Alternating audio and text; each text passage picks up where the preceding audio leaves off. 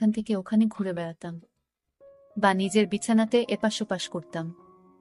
আবেগের ছটপটানি আমাকে পাগল করে দিত, এজন্য আমার মাথায় যন্ত্রণা হতে থাকত। আমার দেওর পঙ্কজ, যে কিনা বয়সে আমার থেকে ছোট ছিল, সে আমার ভীষণ খেয়াল রাখত। আর আমরা দুজনে বেশ ভালোই মিশতে পারতাম। আমি ভুলেই গেছিলাম যে দেওর আর বৌদির সম্পর্ক ঠিক কিরকম হয়। অনেক রাত অবধি সে আমায় জেগে থাকতে দেখত। একদিন আমার কষ্ট দেখে বলতে লাগলো, বৌদি, আমি তোমার মাথায় তেল মালিশ করে দিচ্ছি, তোমার যন্ত্রণা এক্ষুনি ঠিক হয়ে যাবে।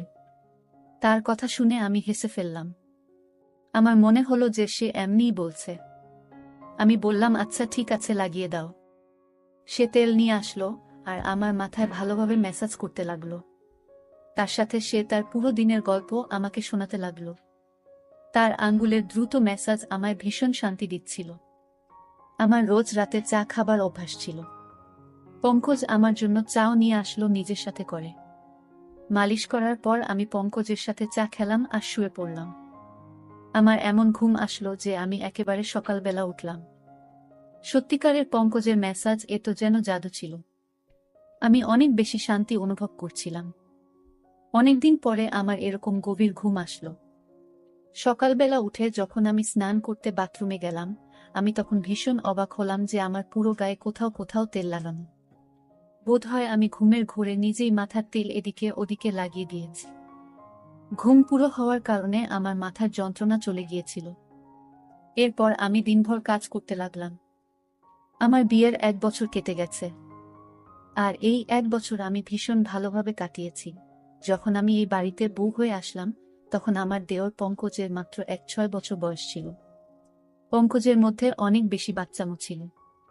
আর সে একদম আমার ছোট ভাইয়ের মতোই লাগত। আমার বর আমায় বলেছিল যে তার বাবা খুব তাড়াতাড়ি পৃথিবী থেকে চলে গেছে, যার জন্য পঙ্কজ তার বাবার ভালোবাসা পায়নি। তার মাও পঙ্কজের উপর আর ঘরের উপর অনেক কম ধ্যান দিতেন। আর আমার বর আকরম এখানে তো থাকতই না। এজন্য আকরম আমাকে বলেছিল যে এখন সব থেকে বেশি আমি যেন পঙ্কজের খেয়াল রাখি। আমি তাকে কথা দিয়েছিলাম যে পঙ্কজকে একদম নিজের বাচ্চার মতো রাখব। আর আমি আমার কথা পুরো করেছিলাম। আমার বর আকরম অন্য শহরে চাকরি করত। সে মাসে 4 দিনের জন্য বাড়ি আসত। বাকি পুরো মাসে আমি আমার ছোট দেওর পঙ্কজ আর আমার শাশুড়ির সাথেই কাটাতাম। পঙ্কজ এখন 7 বছরের ছেলে, যে কিনা যুবক হয়ে গেছে। সে আমার থেকে বয়সে মাত্র 4 বছরই ছোট ছিল। সে কলেজ থেকে আসার পর ও বৌদি বৌদি করে আমার আগে পিছনে ঘুরত। আকরামের এখানে না থাকার কারণে আমার বড় ছোট সব কাজ পঙ্কজেরই দায়িত্বে ছিল। পঙ্কজ কলেজ থেকে আসার পর আমার কাজ করে দিত, আর তারপর আমারই সাথে সময় কাটাত। পঙ্কজের সাথে থাকতে থাকতে আমি একটা ব্যাপার অনুভব করেছিলাম, যে সে আকরামকে পছন্দ করত না। এমনকি তার কথা উঠলেও সে সেখানে চুপ করে যেত, অথবা কথা বদলে দিত। আমি তার থেকে জানতে চাইতাম যে আকরামের থেকে তার কিসের সমস্যা, কিন্তু আমি কখনো এই প্রশ্নটা করতেই পারিনি। আকরামের মা পুরো পুরো দিন পাড়ায় ঘুরে বেড়াতেন, আর সন্ধ্যা হতেই বাড়ি এসে তাড়াতাড়ি শুয়ে পড়তেন। পরের দিন সকালবেলা আবার পাড়ায় বেরিয়ে যেতেন। এজন্য আমার তার দিক থেকে কোনো সমস্যাই ছিল না। জীবন খুব ভালোভাবেই কাটছিল। কিন্তু আকরামকে ছাড়া আমি পুরো পুরো রাত ঘুমোতেই পারতাম না, আর পুরো রাত আমি এপাশ ওপাশ করে কাটিয়ে দিতাম। কখনো কখনো মন চাইতো যে আমি নিজেই আকরামের কাছে চলে যাই, কিন্তু এখন এমনটা সম্ভব নয়। এজন্য আমার মাথায় মাঝে মধ্যেই ব্যথা ব্যথা হতো। পঙ্কজ জানতো যে আমার মাথায় ব্যথা, এজন্য প্রথমে তো সে আমার জন্য ওষুধ নিয়ে আসতো। কিন্তু একদিন হঠাৎ সে বলল যে, আপনি কতদিন আর ওষুধ খাবেন মাথা যন্ত্রণা? এর থেকে তো ভালো যে আমি আপনার মাথার ম্যাসাজ করে দিই, আপনি অনেক শান্তি পাবেন। আমি পঙ্কজকে বললাম, ম্যাসাজ করার বদলে কিছুদিনের জন্য আমাকে নিজের দাদার কাছে পাঠিয়ে দাও, আমি নিজেই ঠিক হয়ে যাব। আমার কথা শুনে পঙ্কজ বলতে লাগলো, যদি আপনি চলে যান তো আমার কি হবে? আমি তো আপনাকে ছাড়া থাকতেই পারি না। তার কথা শুনে আমি জোরে জোরে হাসতে লাগলাম। সে আমার সাথে এভাবেই কথা বলতো। সত্যিই পঙ্কজের সাথে থেকে আমার একটা অভ্যাস হয়ে গিয়েছিল তার। আমরা দুজনে মাঝে মধ্যেই ঘুরতে বাইরে চলে যেতাম। সে রাতের বেলা আমার জন্য আইসক্রিম নিয়ে আসতো, আর আমরা দুজন মিলে রাতভর একসাথে সিনেমা দেখতাম। আমি পঙ্কজের সাথে কেনাকাটা করতে যেতাম। তখন সে আমাকে অনেক মডার্ন আর ফ্যাশনেবল জামা কাপড় কিনতে বাধ্য করত। ঘরের মধ্যে তো সে আমাকে ওড়না গায়ে দিতেও দিত না। আমি যখনই ওড়না নিয়ে কাজ করতাম তখন সে আমার গায়ের ওড়না টেনে একদিকে ফেলে দিত। সে বলতো, আপনি এটা এত গরমের মধ্যে কি করে পরে কাজ করেন? সে প্রত্যেকটা কথায় আমার অনেক বেশি চিন্তা করত। সে হালকা রঙের জামা কাপড় পরতে বেশি পছন্দ করত।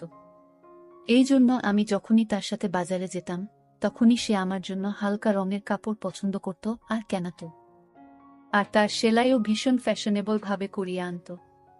আমার জামা কাপড়ের ব্যাপারে তার অনেক রুচি ছিল।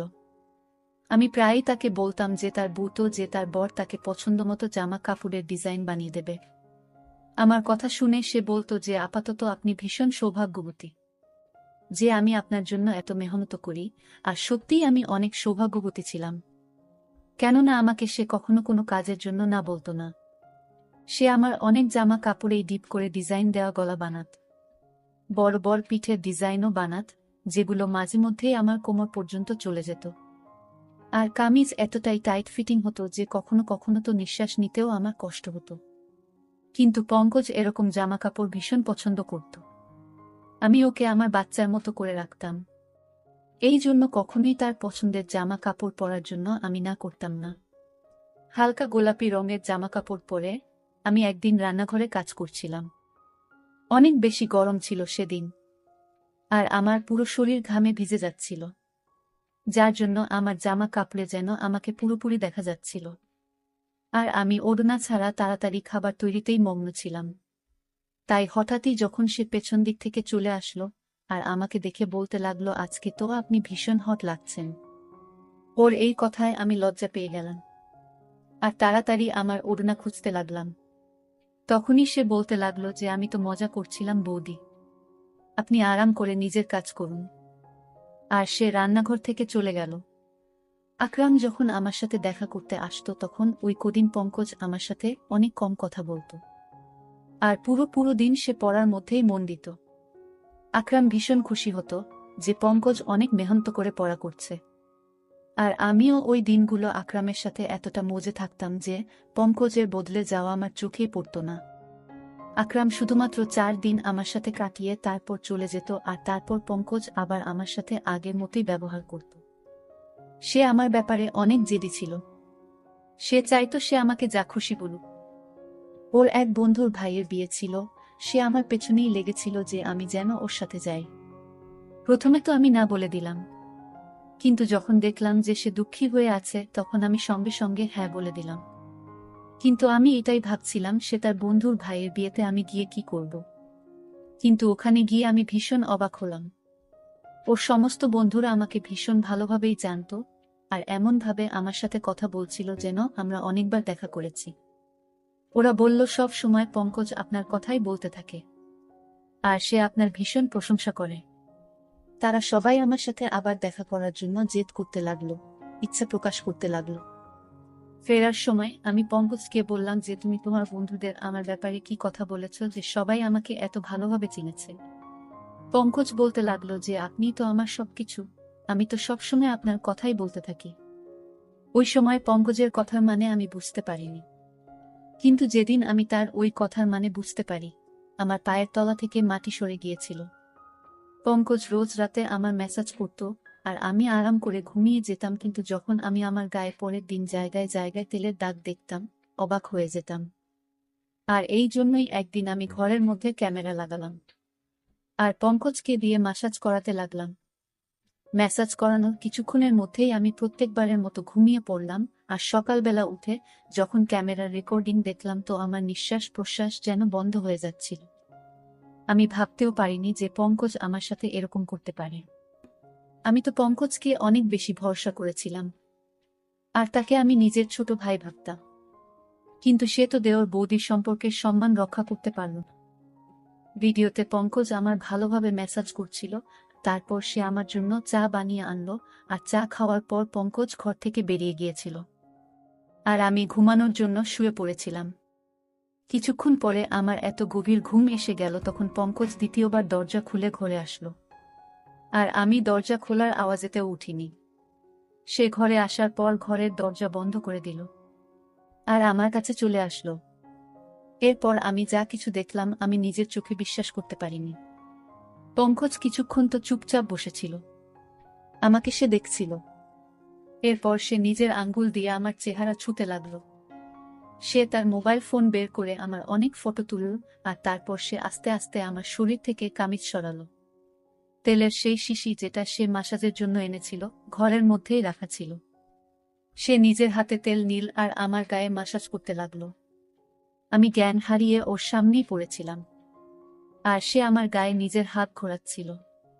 কিছুক্ষণ পরে আমাকে চুমু খেতে শুরু করলো, আর তারপর সে নিজের সমস্ত সীমারেখা ছাড়িয়ে গেল। সে আমাদের মাঝে দাঁড় করানো সমস্ত আবরণের দেওয়ালকে ভেঙে দিয়েছিল। সে আবেগ সামলাতে না পেরে এতটাই এগিয়ে গেল যে কয়েক ঘন্টা পর্যন্ত সে আমার সাথে ছিল। আমি তার সামনে জ্ঞানহীন অবস্থায় ছিলাম, আর সে পুরোপুরি জোশপূর্ণ ছিল। বেশ কয়েক ঘন্টা আমার সাথে কাটানোর পর ও যেভাবে এসেছিল সেভাবেই ফেরত চলে গেল। সে আমার ইজ্জত খুব বাজেভাবে নষ্ট করে গেল, আর এটা দেখে আমার হৃদয় পর্যন্ত কেঁপে উঠল। আমি তো তাকে নিজের ভাই ভাবতাম, এজন্য তার সাথে এত ভালোভাবে মেলামেশা করতাম।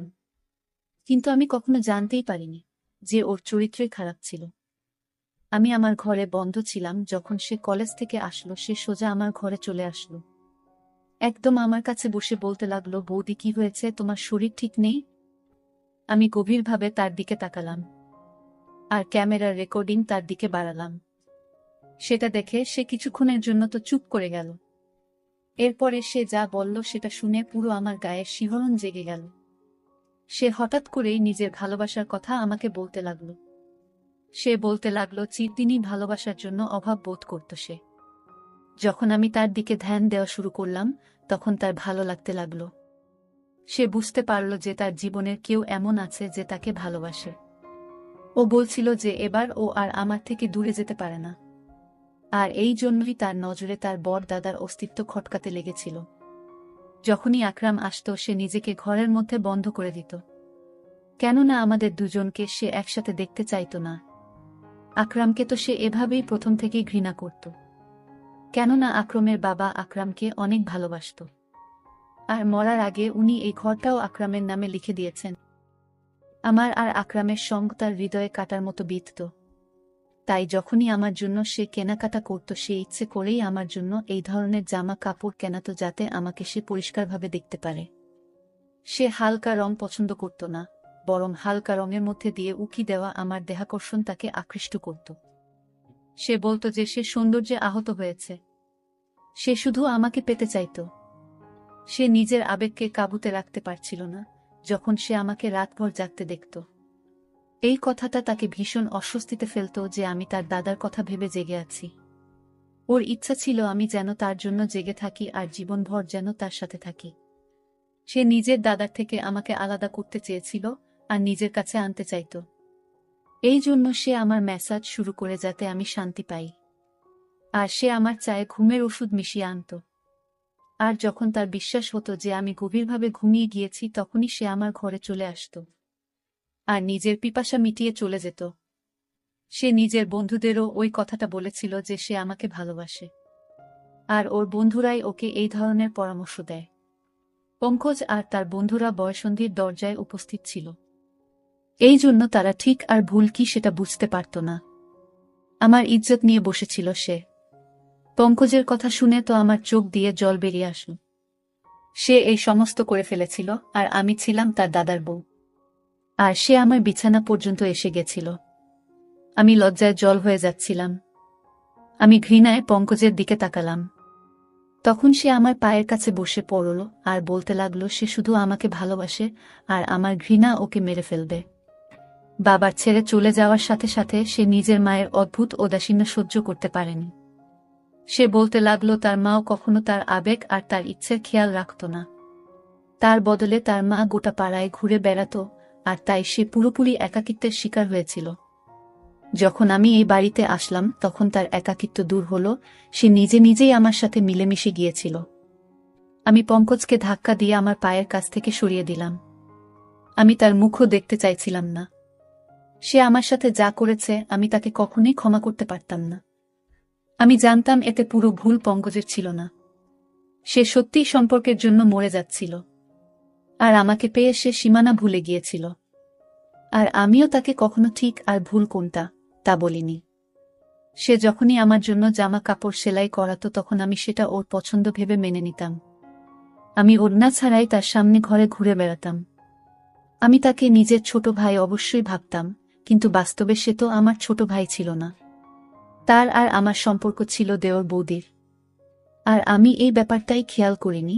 আজকালকার দিনে যেখানে 1-3 বছরের বাচ্চাও পুরো সব কথাই জানতে পারে, আমি কি করে ভেবে নিলাম যে আমার 7 বছরের দেওর একটা ছোট বাচ্চা হবে। আমি তাকে বললাম, এটাই ভালো হবে যে তুমি আমার থেকে দূরত্ব বজায় রাখো, আর আমাকে নিজের চেহারাও দেখাবে না। আমার পক্ষে এবার তার সাথে একই ছাদের নিচে থাকা মুশকিল হয়ে গিয়েছিল। সে বলতে লাগল যে এই কথাটা যেন তার দাদাকে আমি না বলি। আমার মধ্যে তো নিজে থেকেই এতটা ক্ষমতা ছিল না যে আমি আকরামকে এত বড় সত্যিটা বলবো। সে ভীষণ লজ্জিত ছিল, আর সে নিজের ঘরে চলে গেল। কিন্তু আমি নিজের নজরেই নেমে গিয়েছিলাম। আমি সঙ্গে সঙ্গে আকরামকে ফোন করলাম। তাকে বললাম আমি এবার তাকে ছাড়া থাকতে চাই না। হয় সে নিজে এখানে চলে আসুক, আর না হয় আমাকে তার কাছে ডেকে নিক।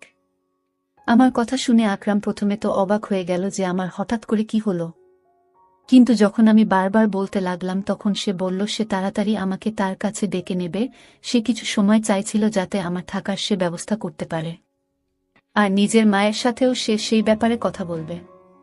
আমি আকরামকে বললাম যে সে 1-5 দিনের ভেতরে যেন আমাকে ডেকে নেয়, না হলে আমি চিরজীবনের জন্য ঘর ছেড়ে চলে যাব। আকরাম আমাকে কথা দিল যে সে 1-5 দিনের মধ্যেই আমাকে নিজের সাথে নিয়ে যাবে। আমি এই 15 দিন নিজেকে ঘরের মধ্যে বন্ধ করে কাটিয়েছি। আমি সেসব পুরোপুরি ভুলে যেতে চাইতাম। আমার শাশুড়ির এখনো পর্যন্ত ঘরের সম্পর্কে কোনো হুঁশ নেই। তার নিজের ঘরের থেকে বেশি পাড়ার চিন্তা থাকে। যদি সে অন্যের খোঁজে না থেকে নিজের সন্তানের খেয়াল রাখত তাহলে পঙ্কজ এরকম করত না। সে শিকার হয়ে নিজের রাস্তা থেকে হারিয়ে গিয়েছিল। প্রত্যেকটা সম্পর্কের একটা সীমা থাকে, আর আমি আমার আর পঙ্কজের সম্পর্কের সেই সীমাটা ভুলে গিয়েছিলাম। আর আজকে তারই ফল আমাকে ভোগ করতে হচ্ছে। আমি আমার সমস্ত পুরনো জামা কাপড় জ্বালিয়ে দিয়েছি। এবার আমি বুঝতে পেরেছি যে আমি